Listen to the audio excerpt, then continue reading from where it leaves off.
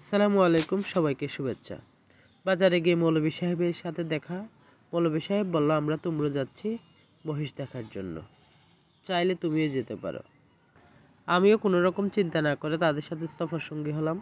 তুমরো হচ্ছে বান্দরবানের একদম শেষ সীমান্তের একটি গ্রাম, মিয়ানমারের সাথে একদম লাগোয়া সীমান্ত। ইসমাইল এই 3টা মহিষ বিক্রি করবে।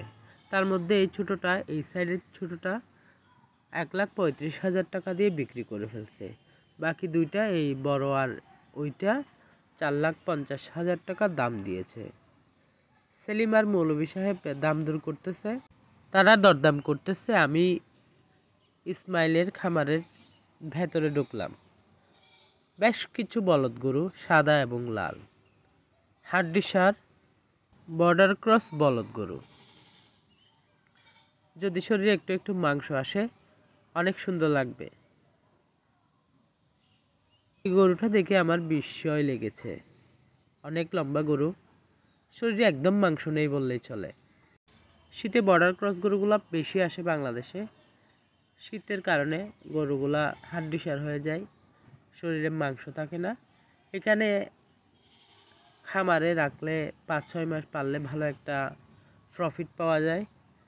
প্রফিটটা আসলে নির্ভর করে কেনার উপর এবং খাওয়ানোর উপর। যাই হোক, আমরা চলে আসলাম।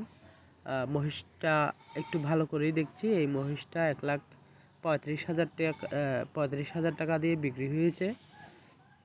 মৌলভী সাহেব খুব ভালো করেই দেখছেন। মৌলভী সাহেবের খুব ভালো আইডিয়া আছে গরু মহিষের প্রতি। ওজন কি পরিমাণ হবে, দাম কিভাবে করবে, সব কিছু টেকনিক্যালি জিজ্ঞেস করে এবং তার আইডিয়াও চমৎকার। বাকি দুইটা সেলিম আর মৌলভী সাহেব 3,70,000 দরদাম করেছে, কিন্তু ইসমাইল 3,70,000 দিয়ে দিচ্ছে না। গরু মহিষ কেনার সময় জিততে হবে, তাই সেলিম আর মৌলভী সাহেব গরুগুলো খুঁটিয়ে খুঁটিয়ে দেখছে, মহিষগুলো খুঁটিয়ে খুঁটিয়ে দেখছে। কেনার সময় জিততে না পারলে বিক্রির সময় জেতাটা খুব কঠিন।